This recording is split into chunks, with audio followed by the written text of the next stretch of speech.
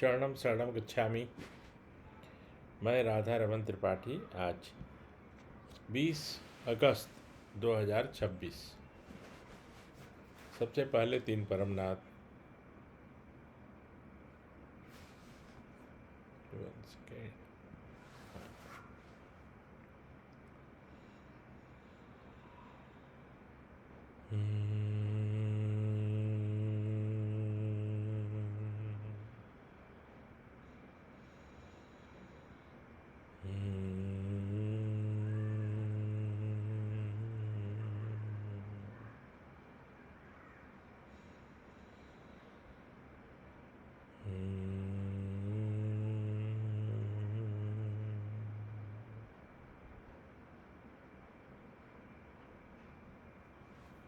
चरणम शरणम गच्छामि।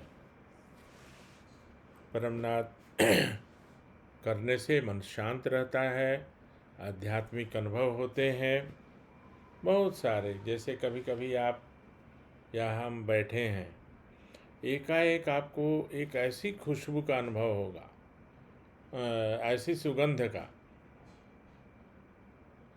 तो आप देखेंगे कहाँ से, कहीं कोई अगरबत्ती तो नहीं जला रहा है, तो वो भी नहीं है, तो आपको बहुत अच्छा अनुभव होगा। ये सब आध्यात्मिक अनुभव है और परम जी की जो सिद्धियां हैं वो आपको ये महसूस कराती हैं, ये रियलाइज़ कराती हैं कि मैं आपके पास हूँ, आसपास में हूँ। इसीलिए परम जी मना करते थे कि अगरबत्ती या फूल नहीं चढ़ाना, अगरबत्ती नहीं जलाना, क्योंकि वो डिफ्रेंशिएट करने में कठिन होगा कि अगरबत्ती की खुशबू है या कोई आध्यात्मिक खुशबू है, दिव्य दिव्य सुगंध। तो बहुत सारे आध्यात्मिक अनुभव 3 महीने से शुरू हो जाते हैं, 3 महीने से शुरू हो जाते हैं। तो करते रहिए, निरंतर करते रहिए। इसमें कोई कभी कुछ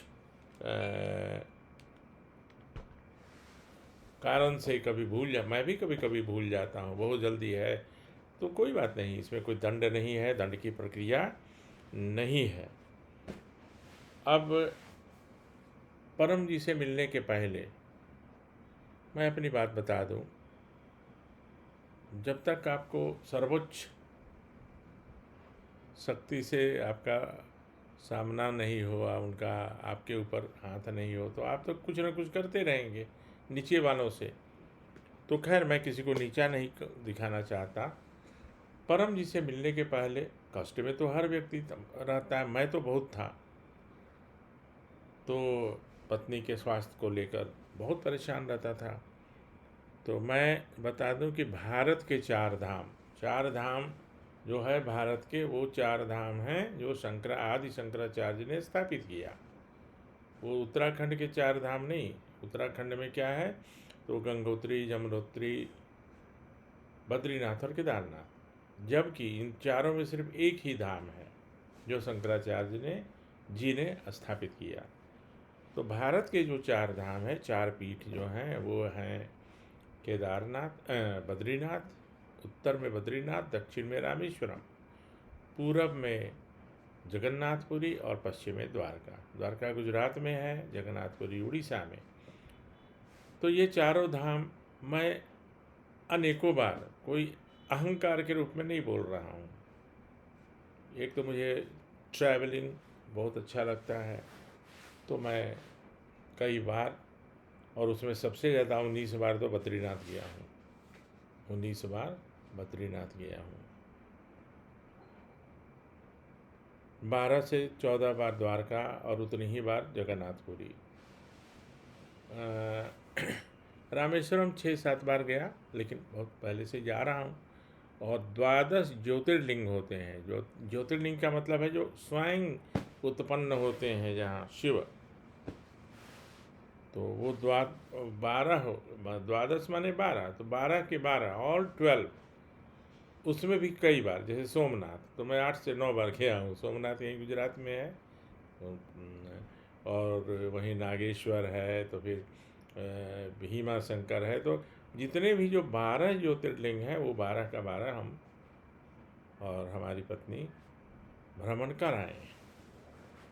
सप्तपुरी है, सप्तपुरी का मतलब मोक्षदायिनी पुरी बोला जाता है, जिसमें द्वारका भी है। द्वारका एक ऐसा धाम है जो पुरी भी है और धाम भी है।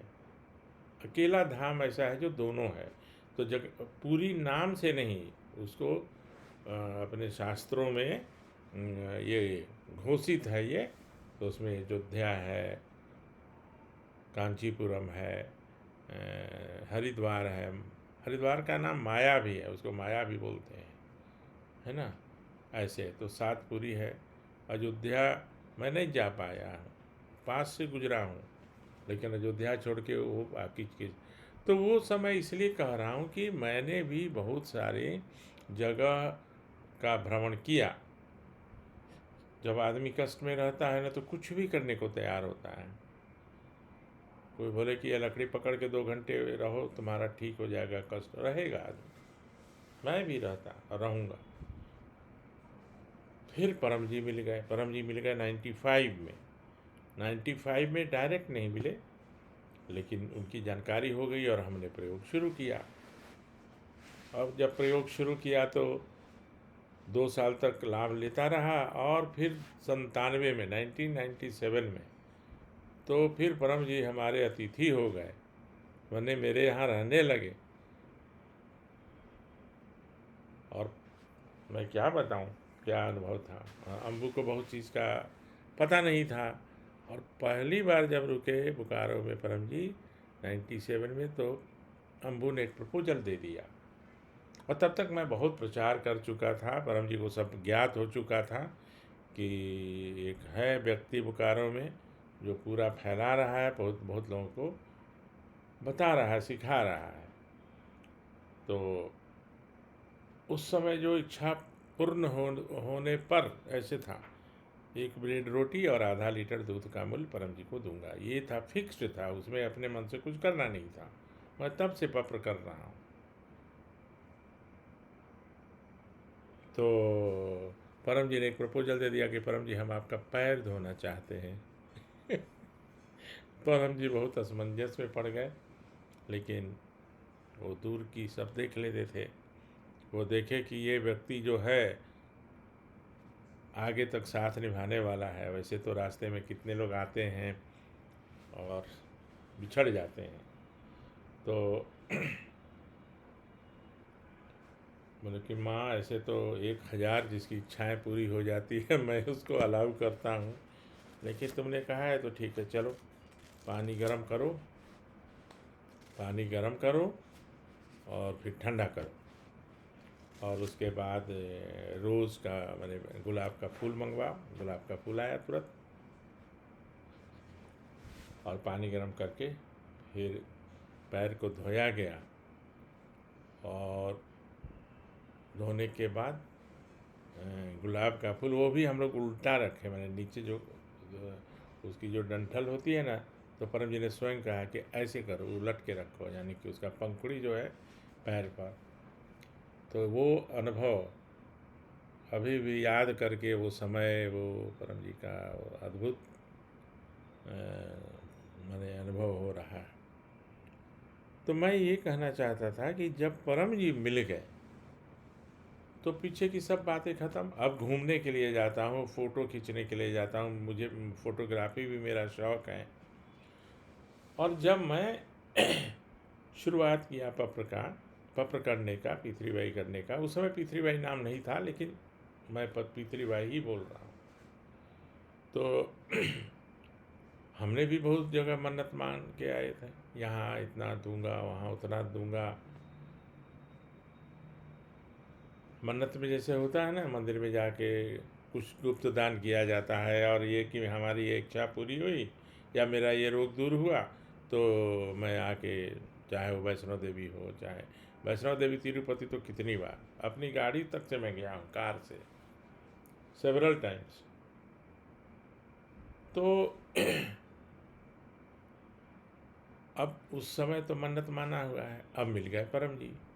तो ये ऐसी समस्या, इसको तो नहीं बोलेंगे, लेकिन ऐसे मन में सवाल बहुत लोगों के उठेंगे और आप जैसे जैसे लोगों को बताएंगे तो उनको कि अब पहले जो किए थे उसका क्या है, तो उनके लिए एक 11 वाक्य बोलता हूँ जो पहले किसी और मंदिर में भगवान से मांगे हैं, लेकिन अब उनकी इच्छा है। मैं मना नहीं कर रहा हूँ कि भगवान से मत मांगिए, लेकिन जो भगवान से मांगिए वो परम जी से मत मांगिए, ये तो निश्चित है। तो उनके लिए 11 वाक्य क्या होगा, तो परमं शरणं गच्छामि, हंसं शरणं गच्छामि, अद्वैतम शरणं गच्छामि, आनंदम शरणं गच्छामि, चरणम शरणं गच्छामि। हे परम जी, मुझ पर कृपा करो। सिर झुकाकर परम जी को नमस्कार करता हूँ। मैंने कुछ इच्छाएं पूरी होने के लिए कई जगह मन्नत मांगा हूँ। परम जी, अब मैं वो सारी इच्छाएं आपको समर्पित करता हूँ। मेरी यह इच्छा पूर्ण करो। इच्छा पूर्ण होते ही पकड़ में कुछ रुपए परम जी को दूंगा। इच्छा पूर्ण होते ही पकड़ में कुछ नए व्यक्तियों को किसी भी माध्यम से पितृवाई सिखाऊंगा। तो उससे क्या होगा कि पीछे अगर आपने किसी से मांगा, वो सब केयर ले लेंगे परम जी, और इच्छा जो भी है आप बोल दीजिए 9वें वाक्य में। बहुत सरल तरीका है इसके लिए, कुछ कोई बहुत ज़्यादा परेशानी नहीं है। और परम जी क्या बोलते थे कि सारा नियम कानून बेईमान के लिए होता है। मन में ईमानदारी हो, समर्पण हो तो सब चलता है। तो आगे से पितृवाई करिए, आप देखेंगे कि जो इच्छाएं अब तक पूरी नहीं हुई और जो आपके लिए सुखद है, सुखद मतलब प्लीजेंट है, जिससे आपको सुख मिलने वाला है, वो इच्छाएं अवश्य पूरी होंगी। इसमें कहीं कोई शंका नहीं है। अब कुछ लोग, ये तो हो गया एक व्यक्ति का था एक प्रश्न।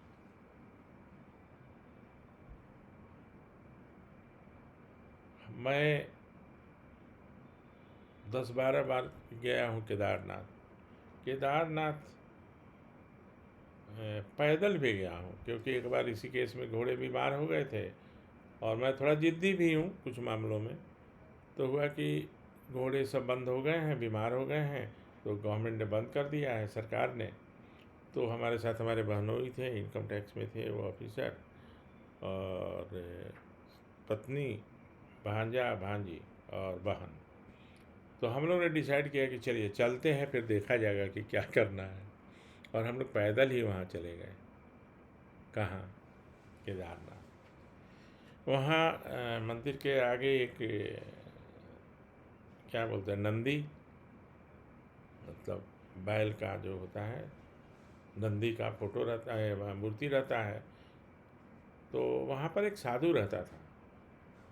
तो वो साधु क्या था ना कि वो किसी न किसी को ठगते रहता था, चाहे वो ये दिखाता था कि मैं बहुत ही सिद्ध पुरुष हूँ और मैं जो बोलूँगा वो हो जाएगा। तो किसी कारण से वो छेड़छाड़ कर रहा था। छेड़छाड़ मैंने पैसा मांगिए, नहीं देगा, नहीं दीजिए, या उनके हिसाब से नहीं दीजिए, तो वो कुछ अभद्र जैसा मतलब भाषा बोल देते थे। तो मैंने सुना, तो मैंने उसको ज़बरदस्त रूप से डांटा भी, और उस परिसर में ही, मंदिर के सामने ही, मंदिर में और लोग भी थे, मैंने उसको 1-2 हाथ दिया भी, क्योंकि औरतों के साथ तुम इस तरह की भाषा कैसे यूज़ कर सकते हो।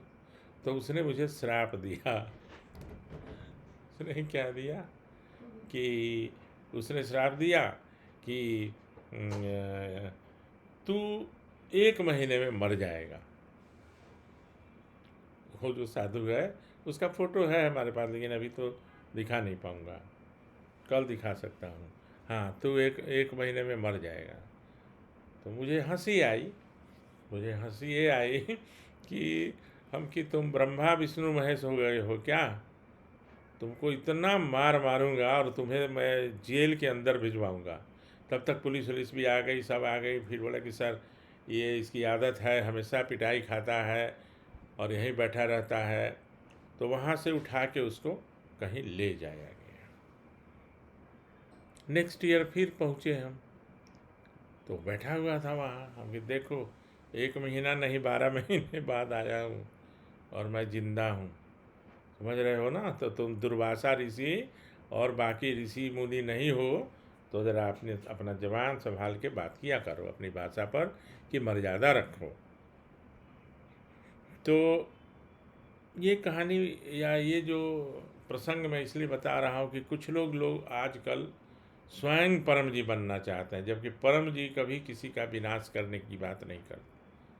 मेरे को कितना आया मैसेज, 3 दिन में, 3 घंटे में, 3 महीने में ये हो जाएगा, क्या, विनाश।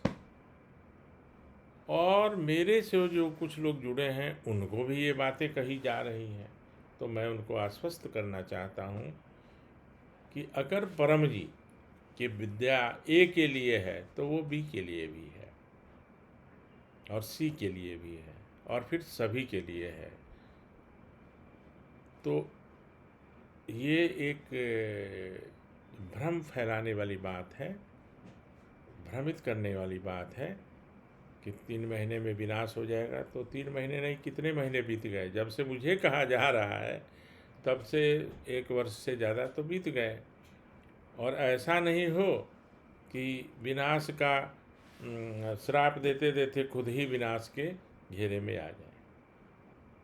तो इन सब बातों से दूर रहना चाहिए, पितृवाई से नाता रखना चाहिए। पितृवाई आप सिखाओ, मैं भी सिखा रहा हूँ। मैं कहाँ कह रहा हूँ कि तुम ए का क्लास छोड़ के बी को ज्वाइन करो, मैं तो कभी नहीं कहता हूँ और कहूँगा भी नहीं। मैं तो आनंद से पितृवाई की चर्चा करता हूँ। बेचैनी किसको है और क्यों है, और पुलिस को देखकर कौन डरता है? मैं तो नहीं डरता हूँ। कोई गलती किया हुआ होगा वही तो डरेगा। तो कोई मान लिया कि कुछ किया या नहीं किया, वो सब तो बाद की बात है। और ये प्रजातंत्र है भाई, ये प्रजातंत्र है, राजतंत्र नहीं है कि किसी राजा का शासन का आदेश चलेगा। ये नहीं करना, वो नहीं करना है। मैं फिर से नम्रता से कह रहा हूँ कि आराम से सब कोई पितृवाई का प्रचार करिए। मुझे वो सब हरिद्वार की घटना, अस्थि विसर्जन के समय क्या क्या हुआ और मेरा क्या रोल था, मेरी वजह से बहुत लोगों की पिटाई नहीं हुई क्योंकि मैंने मोर्चा लिया। तो इसलिए कि परम जी का कार्य था, और परम जी का कार्य अभी भी हो रहा है। लेकिन हर चीज़ की एक सीमा होती है। जब आदमी तंग आ जाता है या माने फ्रस्ट्रेटेड हो जाता है तो क्या करेगा, कुछ ना कुछ आदमी को करना पड़ता है। लेकिन जो भी हो, मैं फिर से निवेदन करता हूँ कि पितृवाई का सही प्रचार हो, उसमें आगे बढ़ना है। बहुत बड़ी दुनिया है, सिर्फ सूरत, गुजरात, अहमदाबाद या राजस्थान या बिहार या झारखंड नहीं है। अपना ही देश इतना बड़ा है कि उसका तो क्या बताऊं, 0.001% भी अभी हम लोगों को नहीं बता पाए। पूरा विश्व तो अलग है। तो विश्व भी विश्व का में भी फैलाना है, क्योंकि परम जी के सपने को पूरा करना है।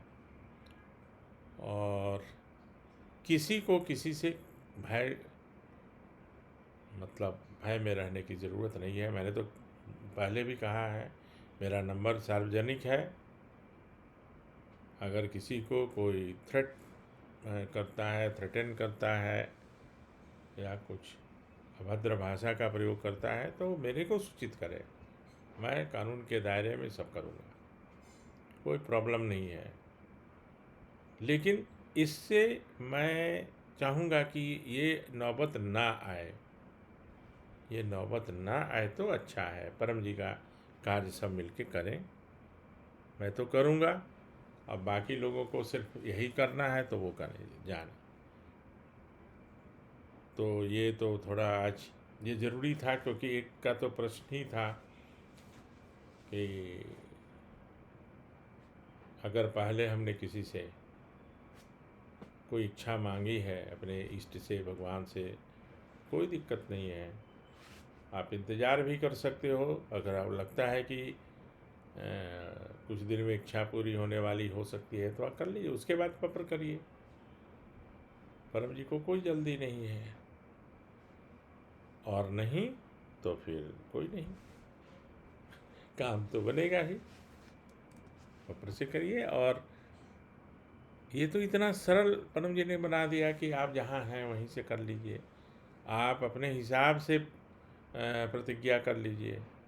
पंडित जी वाला नहीं है कि इतना हज़ार तो ये मंत्र, इतना हज़ार तो वो मंत्र, वो अभिषेक, रुद्राभिषेक, कोई नहीं। आप अपने हिसाब से परम जी को दे दीजिए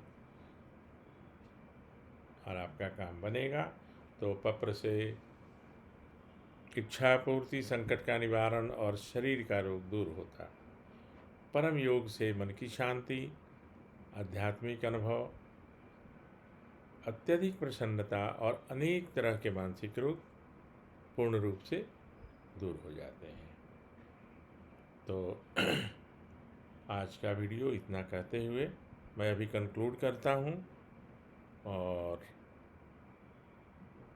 बहुत जल्द हम एक बड़ा क्लास भी करने वाले हैं, जो जूम पर होगा या गूगल मीट पे होगा, और सबको हम लिंक भी भेजेंगे जो मेरे साथ जुड़े हुए हैं। तो आपस में एक बार एक देखा देखी भी हो जाएगी और कुछ आदान प्रदान भी हो जाएगा। मैं भी कुछ सीख लूँगा आप लोगों से, है ना। तो इतना कहते हुए आपसे अभी विदा लूँगा, निवेदन करते हुए कि जगत को परिवार बनाइए, पूज्य बनिए, लोगों को पूज्य बनाइए। शरणम शरणम गच्छामि।